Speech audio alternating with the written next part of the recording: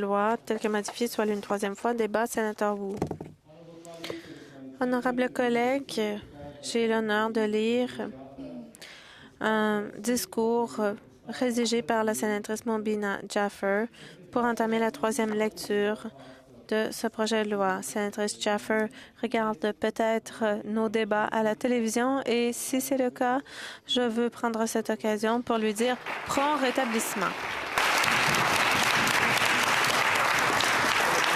Here are the words of Senator Jaffer. Alors voici les mots de la sénatrice Jaffer. Honorable sénateur, j'aimerais commencer par remercier le sénateur Tkachuk, le président du Comité des transports et des communications, pour tout le travail effectué sur ce projet de loi et pour toute sa gentillesse à mon égard. J'aimerais aussi offrir ma gratitude la plus profonde à la sénatrice Miville Deschênes, dont la passion et le travail à propos de ce projet de loi est très inspirant. Merci pour tout ce que vous avez fait pour moi. Je remercie à tous les membres du Comité des transports pour leur dévouement quant à ce projet de loi. Honorable sénateur, c'est avec fierté que je prends la parole aujourd'hui en tant que marraine du C-48 moratoire sur le transport par pétrolier, un projet de loi important environnemental pour protéger la côte nord de la Colombie-Britannique des déversements de pétrole. Il faut protéger la côte nord du Pacifique et le C-48 en chassant la loi, un moratoire sur les pétroliers qui transportent du pétrole brut et qui pourrait causer des risques de déversement pour l'écosystème. Sur cette côte sauvage et éloignée, l'effet de même un seul déversement de pétrole brut ou d'hydrocarbures persistant pourrait être catastrophique pour les pêches, le rétablissement des populations d'épaulards et le trésor écologique qui est la forêt humide de Great Bear. Un seul déversement ravagerait les eaux riches qui permettent aux Premières Nations de nourrir leurs familles. Honorable sénateur, cette Chambre ainsi que le Comité des transports a entendu à quel point ou plutôt a entendu comment le moratoire fonctionnera et quel est l'objectif. Donc ici, je vais me concentrer sur la question sous-jacente. Pourquoi est-ce que le C-48, la loi sur le moratoire des pétroliers, vise à protéger la côte nord du Pacifique au Canada? Honorable sénateur, il n'y a pas seulement une seule raison pour laquelle nous légiférons aujourd'hui pour protéger cette région. Tout d'abord, les mesures dans le C-48 appuient un héritage politique de longue date qui existe sur la côte nord de ma province, et ce depuis des décennies. Dans les années 1980, notre gouvernement, en partenariat avec la Garde côtière des États-Unis, ont travaillé ensemble pour accomplir un grand exploit à la demande de Canadiens inquiets qui espéraient atténuer les effets de déversement de pétrole sur un écosystème précieux. Donc, nous avons élaboré la zone d'interdiction volontaire des pétroliers.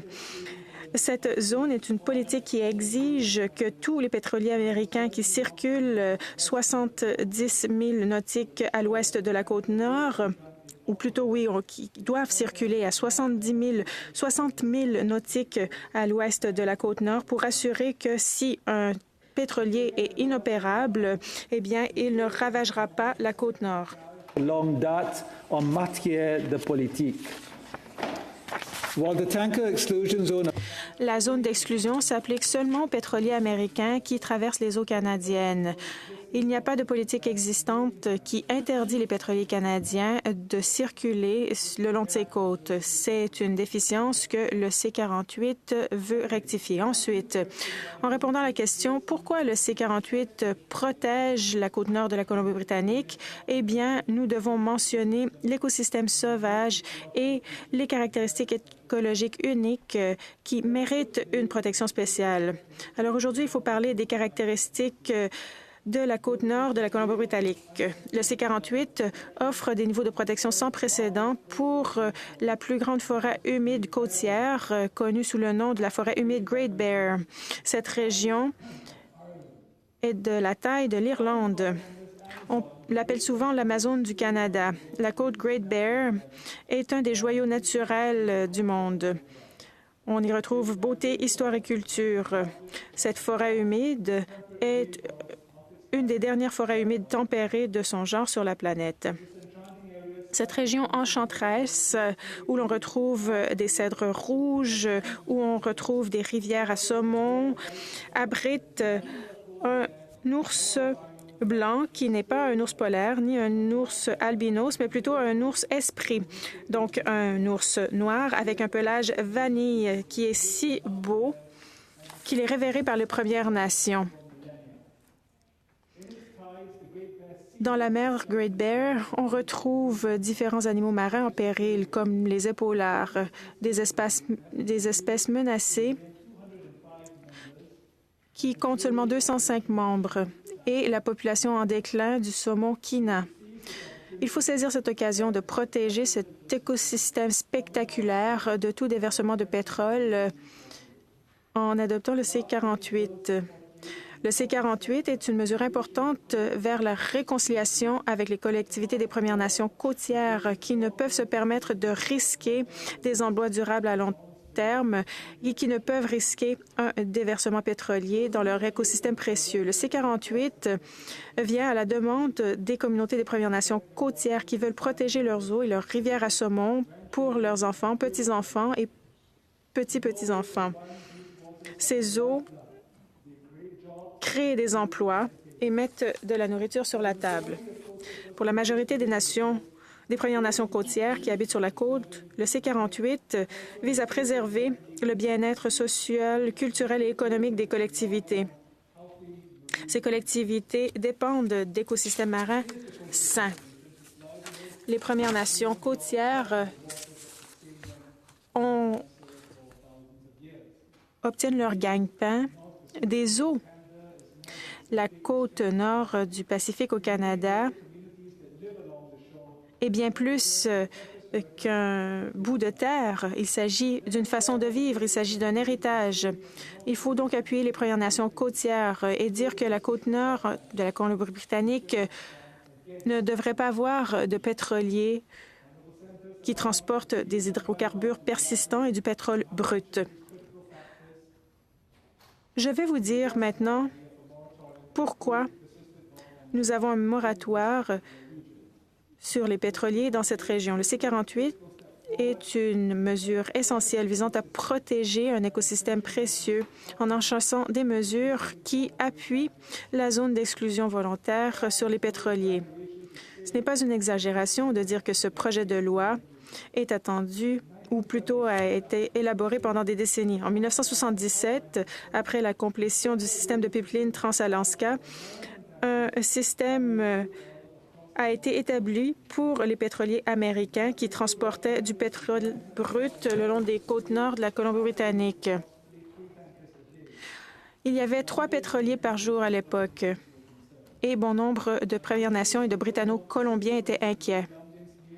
Les Britanno-Colombiens savaient que si un pétrolier endommagé traversait les eaux près de la côte, eh bien, il ne serait sauvé à temps pour éviter une catastrophe environnementale. L'industrie pétrolière et la garde côtière américaine ont entendu ces inquiétudes.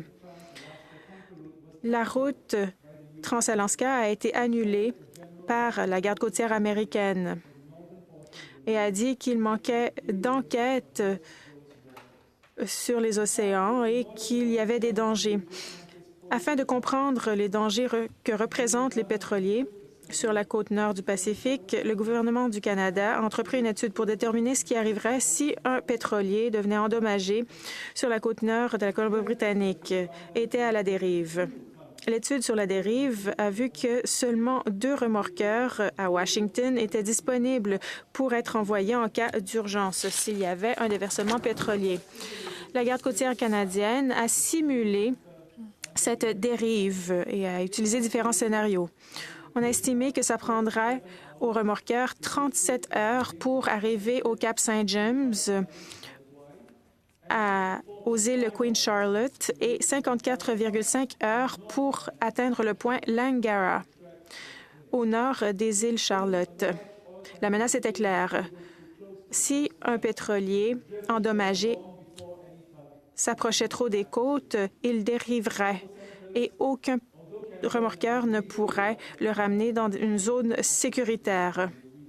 Nous n'avons jamais adopté un une interdiction sur le trafic de pétrolier, mais en 1988, nous avons créé la zone d'exclusion volontaire avec la garde côtière américaine.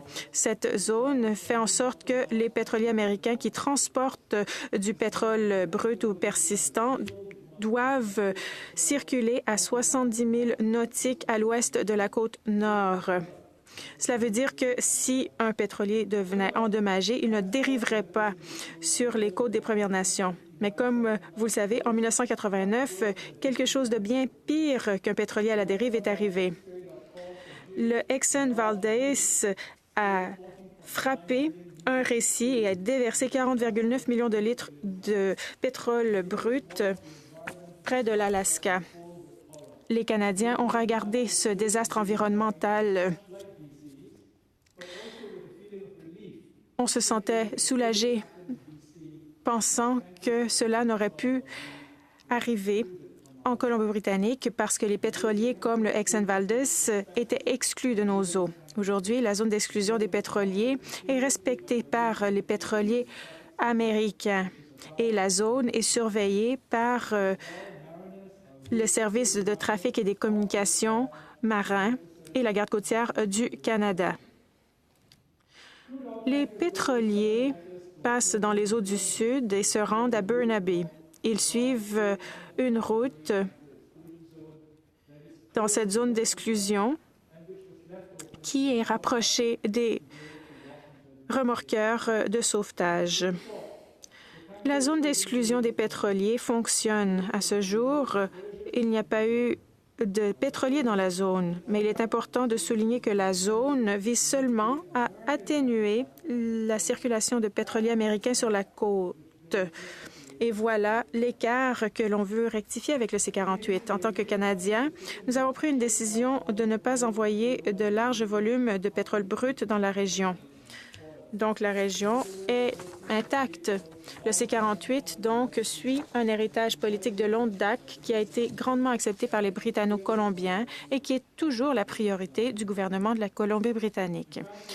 Plus tôt cette année, le ministre de l'Environnement et du Changement climatique de la Colombie-Britannique a publié une déclaration appuyant pleinement le C-48. Et je cite, « La côte nord de la Colombie-Britannique est unique, est un environnement marin riche écologiquement, valorisé à l'international et encore plus par les collectivités qui sont liées à sa santé et à sa protection. Notre gouvernement a été très clair. Nous voulons protéger notre environnement, l'économie et notre côte de l'incidence dévastatrice d'un déversement pétrolier. Les Britanno-Colombiens s'attendent à cela.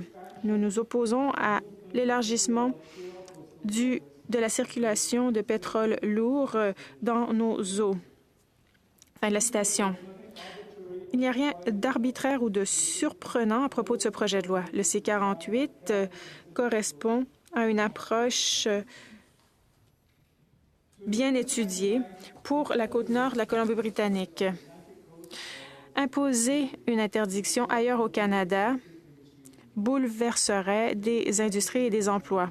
Mais ce n'est pas le cas dans le nord de la Colombie-Britannique, grâce à un héritage politique que nous connaissons et respectons depuis des décennies. Un héritage qui envoie le message disant que la côte nord du Pacifique n'est pas un endroit pour des déversements pétroliers. Le C-48 est une mesure nécessaire pour assurer que les pétroliers canadiens, de même que les pétroliers américains, circulent à l'ouest de la côte où il n'y a pas de capacité de réponse. Honorable sénateur, le deuxième facteur dont j'aimerais parler est l'écosystème sauvage protégé par le projet de loi C-48 qui mérite notre étude et notre protection. Tournons-nous vers la belle côte nord de la Colombie-Britannique et la plus grande forêt humide tempérée du monde. Les poumons de la Terre, c'est ainsi qu'on l'appelle, car on y produit beaucoup d'oxygène. J'aurais besoin moi-même d'un peu plus d'oxygène en ce moment. Sur la côte nord de la Colombie-Britannique, le territoire et la mer sont interreliés. Les ours esprits dépendent du saumon. Les loups nagent dans le passage marin et chassent le phoque. Cette interconnectivité est si importante qu'un déversement aura une incidence négative sur la faune, les animaux marins, l'écosystème et les emplois. Bon nombre d'études scientifiques ont souligné les nombreux poissons, crustacés, mammifères marins et oiseaux qui se retrouvent dans la région. Pêche et Océan Canada dit que près de la moitié de la région est une région importante écologiquement et biologiquement, selon des critères adoptés par la Convention sur la diversité biologique. En effet, la forêt humide Great Bear est là où les plus grandes forêts humides tempérées demeurent intactes. Près de 2500 saumons migrent chaque année vers les rivières qu'on y trouve. La mer Great Bear abrite beaucoup de populations de saumons, surtout le saumon Kina, une population de saumons du Pacifique Nord qui a été classifiée comme étant en péril par Pêche et Océan Canada. Près de la moitié de la population de saumon de la Colombie-Britannique est en déclin, alors que le saumon Kina est en danger d'être éradiqué complètement. Honorable sénateur, le saumon est important pour un environnement florissant. Pour la forêt humide Great Bear, le saumon est une composante essentielle pour un écosystème en santé. Tout l'écosystème de la forêt humide Great Bear dépend de l'accouplement du saumon et de la période de frai. Certains animaux retardent la reproduction pour que le fardeau de s'occuper des jeunes saumons se fasse pendant la période de frai. Beaucoup de plantes et d'animaux dépendent du saumon. Cela comprend les lions de mer, les ours et les polars. La disponibilité de saumon Kina est un des facteurs les plus importants qui peut prédire la survie et le rétablissement de l'épauleur que l'on retrouve entre l'île de Vancouver et le sud-est de l'Alaska. La population est en déclin. Il reste 205 épauleurs sur la côte nord. La plus grande menace à leur survie est le manque de saumon Kina. Le saumon Kina représente 90 % de la diète des épauleurs. Pour des raisons que les scientifiques ne comprennent pas pleinement, les épauleurs du Pacifique Nord ont montré qu'ils vont rarement changer leurs aliments pour passer du saumon chinook à un autre poisson et donc vont faire face à la famine à la suite d'un déclin du saumon Kina. La réalité est que les épauleurs du Pacifique Nord cherchent de la nourriture qui est de plus en plus difficile à trouver. Les épauleurs souffrent également de hauts niveaux de matières polluées dans les eaux. Et s'il y avait un déversement, les épauleurs souffriraient des conséquences dévastatrices. Les vapeurs peuvent assommer un épauleur et il peut se noyer. Le pétrole brut peut également boucher les évents des baleines et donc il est impossible pour ces baleines de respirer ou de communiquer. Même si un épauleur échappait aux effets d'un déversement pétrolier, le pétrole persistant et brut contaminerait leurs aliments.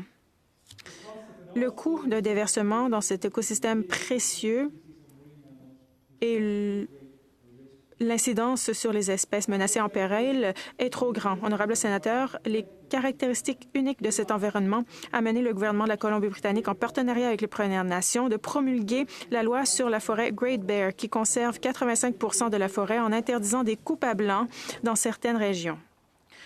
Plus d'un tiers de la forêt est protégée par la loi.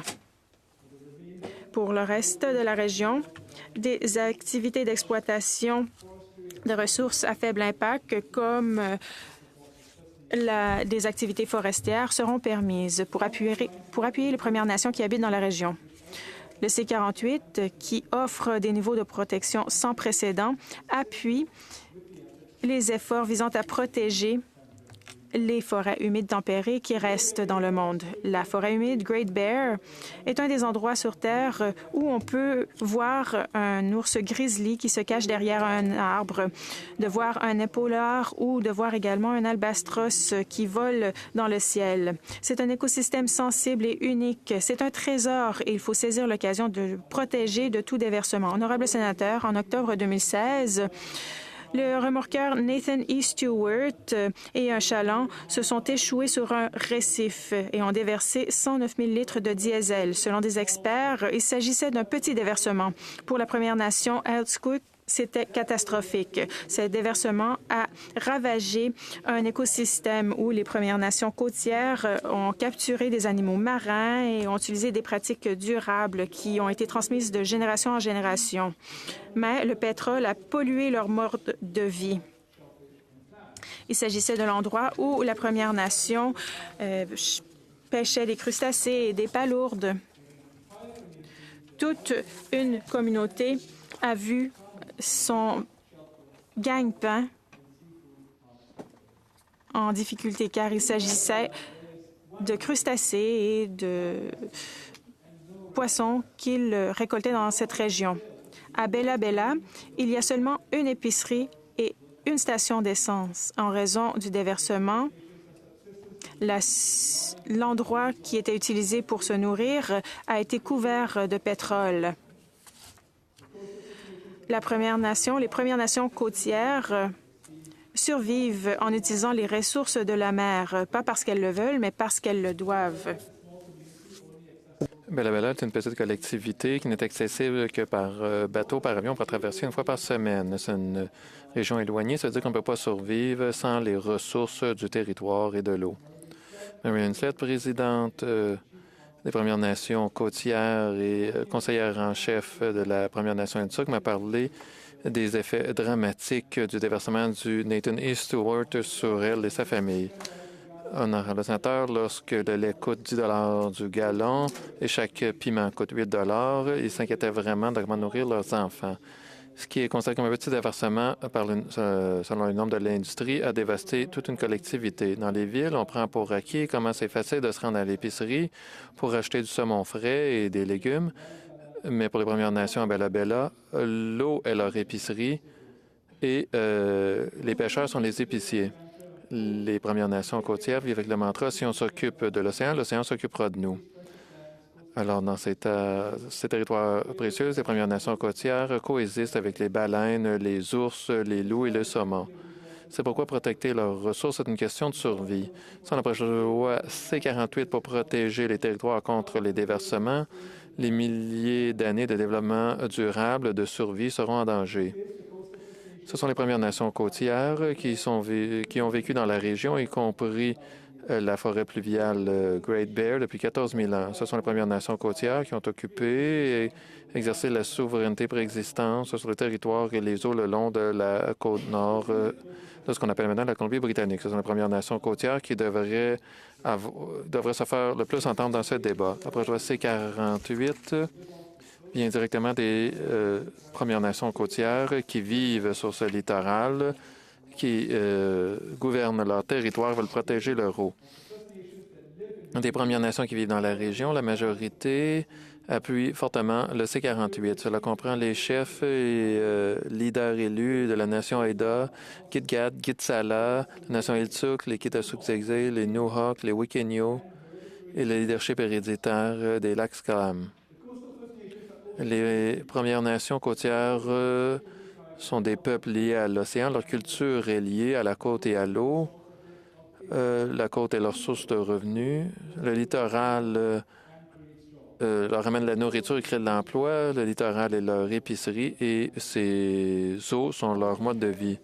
Je vais partager avec vous certaines statistiques. Sur la côte nord, il y a 7 620 emplois dépendants de l'océan. Les activités dépendantes de l'océan génèrent 386 millions de dollars par année en revenus. Ce chiffre comprend la pêche commerciale, 134 millions de dollars, le traitement des fruits de mer, 88 millions de dollars, le tourisme marin, 104 millions de dollars, le transport marin, 22 millions de dollars, plus d'autres industries qui génèrent des revenus pour les Premières Nations côtières.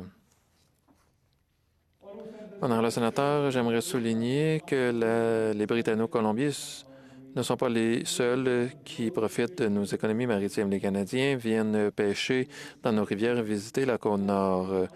Pendant la saison de la truite arc-en-ciel, les il y a plus de vols à l'aéroport de Terrace. Les hôtels, les restaurants et les magasins de sport sont très occupés.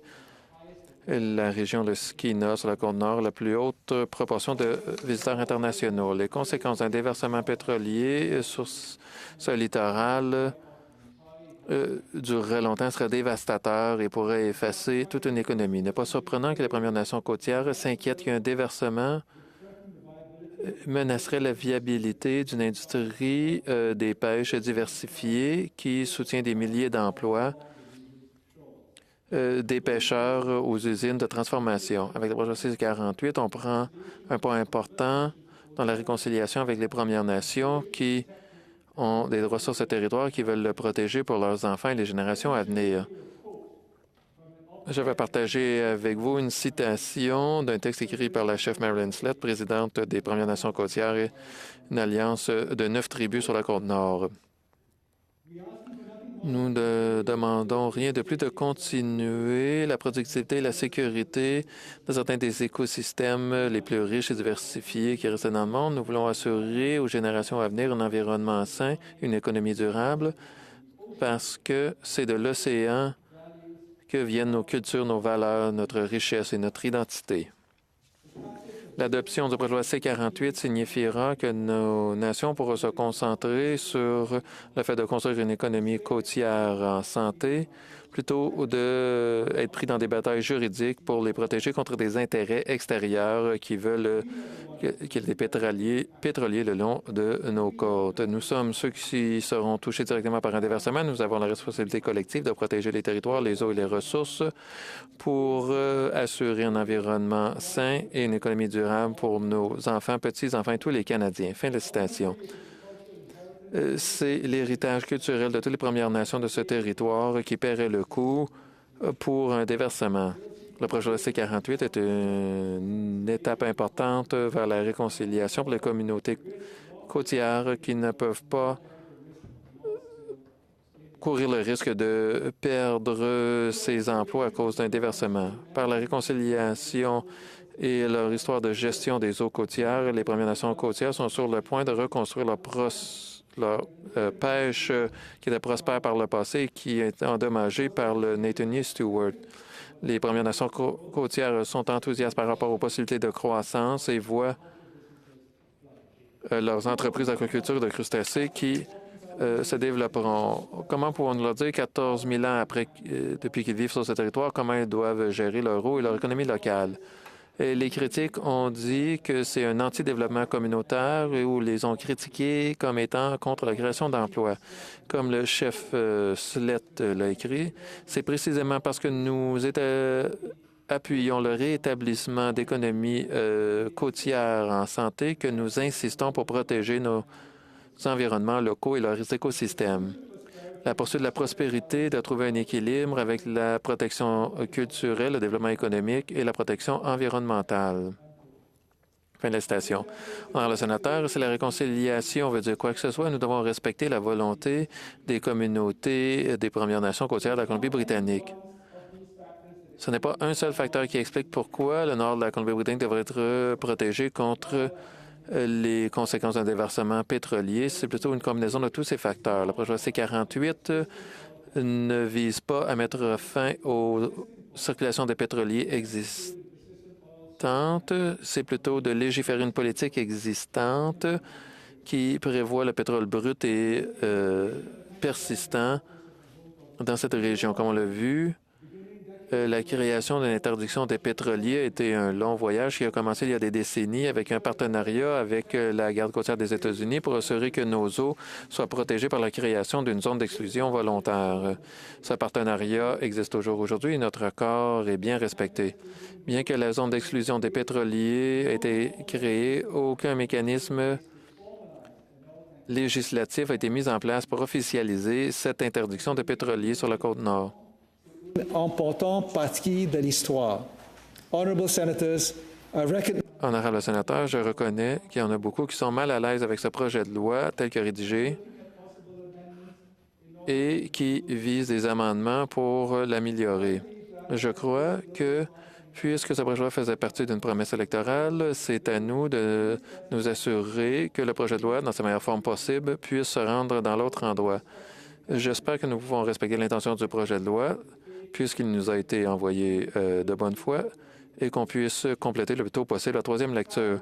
Il est temps de nous faire entendre et de travailler avec ceux qui vivent sur cette côte pour protéger leur territoire traditionnel et l'eau contre les ravages d'un déversement pétrolier, un risque qu'ils ne peuvent pas se permettre. Je vous demande aussi de penser à la volonté de ceux qui détiennent les droits sur ce territoire et qui sont là depuis des millénaires. Merci.